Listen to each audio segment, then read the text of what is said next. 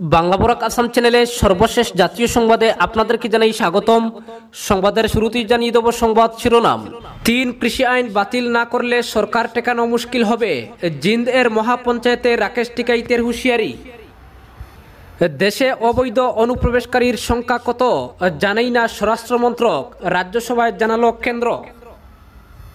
পথ দুর্ঘটনার কবলে প্রিয়াঙ্কা গান্ধী, মৃত কৃষকের পরিবারের সঙ্গে দেখা করতে যাওয়ার সময় বিপত্তি।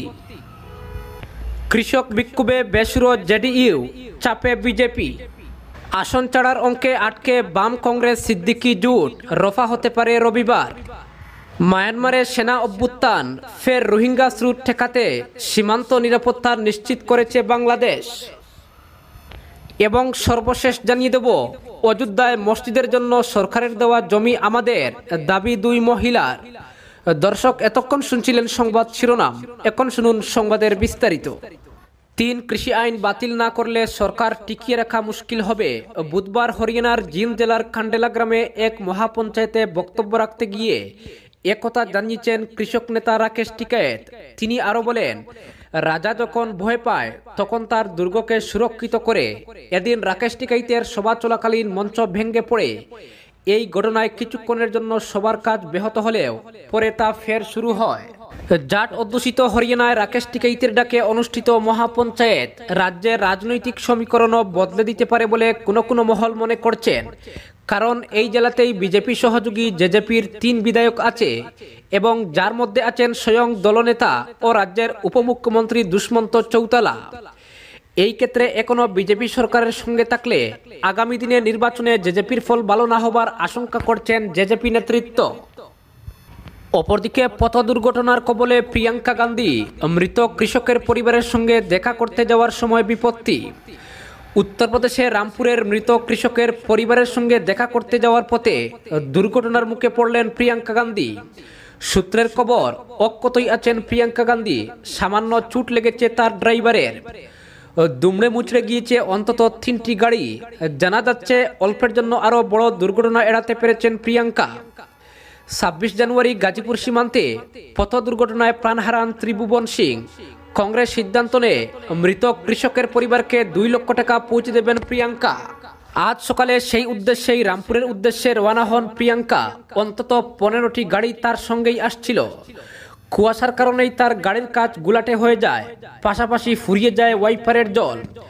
বড় দুর্ঘটনা এড়াতে আচমকাই ব্রেক কষতে বাধ্য হন প্রিয়াঙ্কার গাড়ির চালক। এই ঘটনার জন্য প্রস্তুত ছিল না পিছনের গাড়িগুলির চালকেরা। নিয়ন্ত্রণ রাখতে না পেরে প্রিয়াঙ্কার গাড়িতে ধাক্কা মারে পিছনের গাড়িটি। মোট 3-4টি গাড়ি এইভাবে ধাক্কা মেরে ক্ষতিগ্রস্ত হয়। সিট বেল্ট বাঁধা থাকায় বড় ক্ষতি এড়াতে পেরেছেন প্রিয়াঙ্কা। পাশাপাশি হাইওয়েতে আকস্মিক ব্রেক কষায় গাড়ি উল্টেও যেতে পারত। দক্ষতার সঙ্গেই তা এড়িয়েছেন প্রিয়াঙ্কার ড্রাইভার।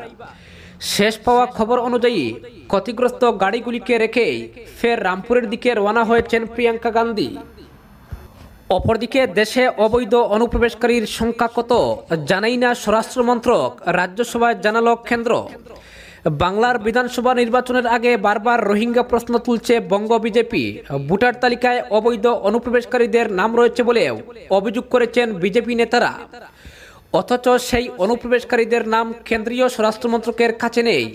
বুধবার রাজ্যসভায় লিখিতভাবে এই তথ্য জানিয়েছেন স্বরাষ্ট্র প্রতিমন্ত্রী নিত্যানন্দ রায়। দেশে অবৈধ অনুপ্রবেশকারী সম্পর্কে লিখিতভাবে জানতে চান শিবসেনার সাংসদ অনিল দেশাই। এদিন রাজ্যসভার প্রশ্নোত্তর পর্বে সেই প্রশ্নের জবাব দিলেন স্বরাষ্ট্র প্রতিমন্ত্রী। জানালেন, অবৈধ অনুপ্রবেশকারীদের সম্পর্কে কোনো সুনির্দিষ্ট তথ্য নেই সরকারের কাছে। কারণ তারা ভুয়ো নথি দেখিয়ে এদেশে এসেছে।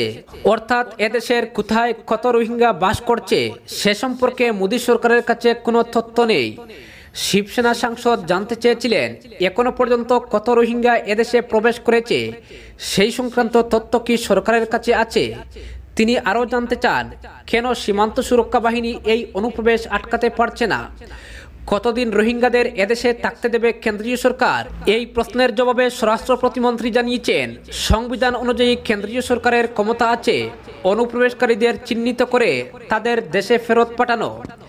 তিনি আরও জানান, রোহিঙ্গাদের তাদের দেশে ফেরত পাঠানো একটা ধারাবাহিক প্রক্রিয়া, সেই কাজ চলছে। কেন্দ্রীয় মন্ত্রী আরও জানান, সরকার পরবর্তী সময়ে নতুন আইন আনতে পারে। পাসপোর্ট ছাড়া কেউ এদেশে ঢুকলে তাদের ফেরত পাঠানো হবে।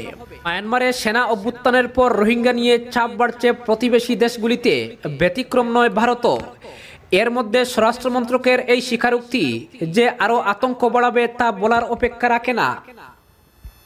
অপরদিকে আসন ছাড়ার অঙ্কে আটকে বাম কংগ্রেস সিদ্দিকি জোট রফা হতে পারে রবিবার। হাতে আর মাত্র 3 দিন। 7 তারিখের মধ্যে বাম কংগ্রেসকে জানাতে হবে আব্বাস সিদ্দিকিকে কটা আসন ছাড়া হবে। রীতিমতো ডেডলাইন দিয়ে একথা জানিয়ে দিয়েছেন ফুরফুরা শরীফের পীরজাদা। 294টি আসনের মধ্যে এখনো পর্যন্ত 193টি আসন নিজেদের মধ্যে ভাগ করে নিয়েছে বাম ও কংগ্রেস।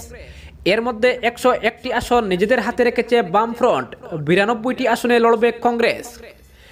বাকি 101টি আসনের জন্য আগামী 7 তারিখ আবারও বৈঠকে বসছেন বিমান বসু অধীর চৌধুরীরা। তবে সেদিনের বৈঠক যে খুব একটা মসৃণ হবে না তা এক প্রকার নিশ্চিত বলেই মনে করছে প্রদেশ কংগ্রেস। প্রাথমিকভাবে বামফ্রন্টের কাছে কংগ্রেসের দাবি ছিল 140টি আসন, কিন্তু হিসেব যা দাঁড়াচ্ছে তাতে 120তেই খুশি থাকতে হতে পারে কংগ্রেসকে। কারণ ইতিমধ্যেই ফুরফুরা শরীফের পীরজাদা আব্বাস সিদ্দিকির সঙ্গে আলোচনা চালিয়েছে জোটপন্থী 2 দল। নাম প্রকাশে অনিচ্ছুক প্রদেশ কংগ্রেসের এক সিনিয়র নেতা বলছেন 44টি আসন দাবি করেছেন আব্বাস। বাম কংগ্রেস জোট তাকে দিতে চাইছে 25টি আসন। ওই নেতার আরও বক্তব্য, আসন নিয়ে দর কষাকষির জন্যই 7 তারিখের ডেডলাইন দিয়েছেন আব্বাস সিদ্দিকি। আব্বাসের সঙ্গে আসন রফা নিয়ে সিপিএমের সঙ্গে আলোচনা চালাচ্ছেন মোহাম্মদ সেলিম। মালদা, মুর্শিদাবাদ সহ রাজ্যের বেশ কয়েকটি জেলায় সংখ্যালঘু ভোট নিজেদের দিকে টানতে চাইছে বাম কংগ্রেস জোট। আর সেই কারণেই আব্বাস সিদ্দিকির নতুন তৈরি হওয়া দল ইন্ডিয়ান সেকুলার ফ্রন্টকে সঙ্গে রাখতে চাইছে হাত কাস্তে। দুদলই মনে করছে আসন নিয়ে চূড়ান্ত জোট কেটে যাবে আগামী রবিবার। সেদিনের বৈঠক থেকেই আব্বাসকেও জানিয়ে দেওয়া হতে পারে 25টি আসন ছাড়া হবে ইন্ডিয়ান সেকুলার ফ্রন্টকে। অপরদিকে কৃষক বিক্ষোভে বেসুরো জেডিইউ, চাপে বিজেপি। শরিক দলগুলি একে একে সঙ্গ ত্যাগ করায় বিভিন্ন রাজ্যের রাজনীতিতে কিছুটা চাপের মধ্যে রয়েছে বিজেপি নেতৃত্ব। অকালি এবং শিবসেনার মতো 2 প্রাচীন জোটসঙ্গী ছেড়ে গিয়েছে। এবার নীতিশ কুমারের জেডিইউ এর বেসুরো আওয়াজে বিজেপি তথা কেন্দ্রীয় সরকারের অস্বস্তি বাড়ছে। এনডিএর সভায় লোক জনশক্তি পার্টিকে আমন্ত্রণ জানানো নিয়ে বিজেপির উদ্দেশ্যে ইতিমধ্যেই প্রকাশ্যে প্রবল ক্ষোভ জানিয়েছে জেডিইউ। এরপরে দিল্লি সীমানায় বিক্ষোভরত কৃষকদের সঙ্গে কেন্দ্রীয় প্রশাসনের আচরণ নিয়ে আওয়াজ তুললেন ওই দলের সাধারণ সম্পাদক কেসি ত্যাগী। গত সপ্তাহেই পাটনায় বসেছিল জেডিইউ এর জাতীয় কমিটির বৈঠক। সেখানে কৃষি আন্দোলন নিয়ে আলোচনা হয়েছে বলে জানিয়েছেন ত্যাগী। তার কথায়, সংসদের 2টি কক্ষেই আমরা কৃষি আইন নিয়ে সরকারকে সমর্থন করেছি, এটা ঠিক, কিন্তু কৃষকরা কিছু বিষয় নিয়ে তাদের উদ্বেগ জানাচ্ছেন, আন্দোলন করছেন। কেন্দ্রীয় সরকারের উচিত সংঘর্ষের পথে না গিয়ে কৃষকদের প্রতি সহনশীলতার মনোভাব নিয়ে আরও আলোচনার মাধ্যমে সমাধান সূত্র বের করা। ত্যাগী আরও বলেছেন, উত্তর ভারতের কৃষকেরা বিশেষ করে বিজেপি এবং এনডিএকে ভোট দিয়েছেন, তাদের বন্ধু হিসেবেই দেখা উচিত, শত্রু হিসেবে নয়। ত্যাগীর বক্তব্য থেকে স্পষ্ট, কৃষক নীতি নিয়ে মোদী সরকারের সঙ্গে দূরত্ব তৈরি করতে চাইছে নীতিশ কুমারের দল। সেই সঙ্গে নিজেদের কৃষক দরদি মুখ তুলে ধরার চেষ্টা হচ্ছে। জেডিইউ নেতৃত্ব যে বরাবর কৃষকদের বিষয়ে স্পর্শকাতর, সে কথাও উল্লেখ করেছেন ওই নেতা। মনে করিয়ে দিয়েছেন, নীতিশ বাজপেয়ী সরকারে একবার কৃষিমন্ত্রী এবং ভিপি সিংহের সরকারে কৃষি প্রতিমন্ত্রী ছিলেন। অপরদিকে বাংলাদেশে ফের রোহিঙ্গা স্রোত আসতে পারে। মায়ানমারের সেনা অভ্যুত্থানের পর বাংলাদেশ এই আশঙ্কা করছে। রোহিঙ্গিয়া বর্তমান বাংলাদেশে এক বিরাট সমস্যা হয়ে দাঁড়িয়েছে। এর মধ্যে মায়ানমারের সামরিক অভ্যুত্থান, ফলে বিষয়টিকে ভালো চোখে দেখছে না বাংলাদেশ। এমনকি জানা গিয়েছে রাখাইন থেকে অনেকে পালিয়ে বাংলাদেশে আসার জন্য রোহিঙ্গা শিবিরে থাকা স্বজনদের সঙ্গে যোগাযোগ করছে। এই আশঙ্কায় বাংলাদেশ মিয়ানমারের সঙ্গে সীমান্ত বরাবর দেশের নিরাপত্তা সুরক্ষিত করা হয়েছে বলেন পররাষ্ট্রমন্ত্রী ডক্টর একে আব্দুল মুমিন। সীমান্তের বাংলাদেশ অংশে বর্ডার গার্ড বাংলাদেশ সতর্ক টহল এবং নজরদারি জোরদারভাবে রাখছে, ফের যেন কোনো রোহিঙ্গার অনুপ্রবেশ না ঘটে মায়ানমার থেকে। প্রতিবেশী দেশ মায়ানমারের সামরিক বাহিনী বেসামরিক নেত্রী আং সান সুকিকে গ্রেপ্তার করার পর রাষ্ট্রীয় ক্ষমতা দখল করে 1 বছরের জরুরি অবস্থার ঘোষণার প্রেক্ষিতে এই পদক্ষেপ নেওয়া হয়েছে। সেনা অভ্যুত্থানের ফলেই বাংলাদেশে ফের রোহিঙ্গা অনুপ্রবেশ ঘটতে পারে এমন আশঙ্কা করা হচ্ছে। বুধবার নিজ কার্যালয়ে পররাষ্ট্রমন্ত্রী সাংবাদিকদের জানিয়েছেন, আমরা রোহিঙ্গাদের সম্ভাব্য স্রোত ঠেকানোর জন্য আমাদের সীমান্ত সুরক্ষিত করে ফেলেছি। বাংলাদেশের বিদেশমন্ত্রী এ বিষয়ে আরও বলেন, আমাদের কিছু বন্ধুরাষ্ট্র আশঙ্কা করছে যে সেনাবাহিনী মায়ানমারের রাষ্ট্রীয় ক্ষমতা দখল করায় সেখানে বসবাসরত রোহিঙ্গারা রাখাইন থেকে পালিয়ে বাংলাদেশে আসতে পারে। রাখাইনের পরিস্থিতি খারাপের দিকে চলে গেলে পালিয়ে আসতেও পারে রোহিঙ্গারা।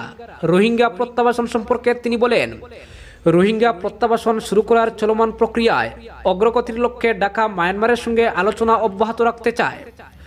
উল্লেখযোগ্য যে গত 19 জানুয়ারি বাংলাদেশ, চীন এবং মায়ানমারের সচিব পর্যায়ের ত্রিপক্ষীয় বৈঠকে রোহিঙ্গাদের প্রত্যাবাসন শুরু করার ব্যাপারে আরও আলোচনার জন্য 4 ফেব্রুয়ারি পরবর্তী যৌথ ওয়ার্কিং গ্রুপের বৈঠকে বসার সিদ্ধান্ত নেওয়া হয়েছিল। তবে এই বৈঠক নিয়ে সংশ্লিষ্ট একজন কর্মকর্তা জানান, পূর্ব নির্ধারিত জয়েন্ট ওয়ার্কিং গ্রুপের বৈঠকটি এখনও নিশ্চিত হয়নি, কারণ মায়ানমারে অভ্যুত্থানের পর ঢাকা দেশটির সঙ্গে যোগাযোগ করতে পারেনি। প্রসঙ্গত, রাখাইন থেকে জোরপূর্বক বাস্তুচ্যুত 11 লক্ষের বেশি রোহিঙ্গাকে বাংলাদেশের কক্সবাজার জেলায় আশ্রয় দেওয়া হয়েছে। অধিকাংশই মায়ানমারের সেনাবাহিনীর দমন অভিযান শুরু হওয়ার পর নির্যাতনের শিকার হয়ে 2017 সালের আগস্ট মাস থেকে এখানে এসেছে। শুধু তাই নয়, গত 3 বছরে মায়ানমার কোনো রোহিঙ্গাকে ফিরিয়ে নেয়নি। রোহিঙ্গারা আস্থা পাচ্ছে না সেখানে যেতে। রাখাইন রাজ্যে রোহিঙ্গারা তাদের নিরাপত্তার ব্যাপারে আস্থা না থাকার জন্য 2 বার তাদের প্রত্যাবাসনের প্রচেষ্টা ব্যর্থ হয়েছে। মায়ানমারও তেমন কোনো আশ্বাস দিতে পারেনি। অপরদিকে অযোধ্যায় মসজিদের জন্য সরকারের দেওয়া জমি আমাদের, দাবি 2 মহিলার। সুপ্রিম কোর্টের নির্দেশ মেনে অযোধ্যায় মসজিদ তৈরির জন্য উত্তরপ্রদেশ সুন্নি সেন্ট্রাল ওয়াকফ বোর্ডকে 5 একর জমি দিয়েছে উত্তরপ্রদেশ সরকার, যে জমিতে ইতিমধ্যেই শুরু হয়েছে মসজিদ নির্মাণের কাজ। কিন্তু বুধবার অপ্রত্যাশিতভাবেই নতুন এক সমস্যা দেখা দিল। দিল্লির 2 বোন দাবি করেন, কেন্দ্রের অনুমোদিত জমিটি আসলে তাদের, এমনকি নিজেদের জমি ফিরে পেতে এলাহাবাদ হাইকোর্টের দ্বারস্থ হয়েছেন তারা। 2019 সালের 9 নভেম্বর সুপ্রিম কোর্ট রায় দিয়েছিল অযোধ্যার বিতর্কিত জমিতে রাম মন্দিরই হবে। সেই ঐতিহাসিক রায় মেনে গত বছর 5 আগস্ট রাম মন্দিরের ভূমি পুজো হয়। মন্দিরের শিলান্যাস করেন স্বয়ং প্রধানমন্ত্রী নরেন্দ্র মোদী। নির্মীয়মান সেই রাম মন্দির থেকে প্রায় 20 কিলোমিটার দূরে ধান্নিপুর গ্রামে সুপ্রিম কোর্টের নির্দেশে মসজিদের জন্য 5 একর জমি দিয়েছে উত্তরপ্রদেশ সরকার। সামনে এসেছে মসজিদ ও হাসপাতালের নকশাও। কিন্তু এরই মধ্যে নতুন বিষয় সামনে এলো। রানী কাপুর ওরফে রানী বালুজা এবং রমারানী পাঞ্জাবি দাবি করেন ওই জমির মালিক আসলে তারা। এলাহাবাদ কোর্টে আবেদনে তারা জানিয়েছেন, 1947 সালে দেশভাগের সময় তাদের বাবা জ্ঞানচন্দ্র পাঞ্জাবি পাঞ্জাব থেকে ফৈজাবাদে চলে এসেছিলেন। এই এলাকা এখন অযোধ্যার মধ্যে পড়ে। ধন্নিপুর গ্রামের 28 একর জমি 5 বছরের জন্য তাকে লিজে দেওয়া হয়েছিল। তারপর থেকে তিনি সেই জমি ভোগ করেছেন। রেভিনিউ রেকর্ডেও রয়েছে জ্ঞানচন্দ্রর নাম। তাই হিসেব মতো বর্তমানে ওই জমি রানী ও রমার। যদিও পরবর্তীকালে সেই রেকর্ডের খাতা থেকে সরিয়ে জ্ঞানচন্দ্রর নামটি সরিয়ে ফেলা হয় বলে অভিযোগ, যার বিরুদ্ধে অযোধ্যার এডিশনাল কমিশনারের কাছে আবেদন জানিয়েছিলেন তিনি। সেখান থেকে সবুজ সংকেত পাওয়া গেলেও পরে ফের একই ঘটনা ঘটে। কনসলিডেশন অফিসার বিষয়টি সমাধান করার আগেই ওই 28 একর থেকে 5 একর জমি চলে যায় মসজিদের খাতে। আর সেই কারণেই এবার এলাহাবাদ হাইকোর্টের দ্বারস্থ 2 বোন। আদালতের লখনৌ বেঞ্চে মামলাটির শুনানি হতে পারে আগামী 8 ফেব্রুয়ারি। যদিও বিষয়টি নিয়ে এখনো পর্যন্ত কোনো প্রতিক্রিয়া দেয়নি ওয়াকফ বোর্ড। আজকের বিশেষ সংবাদ এখানেই সমাপ্ত।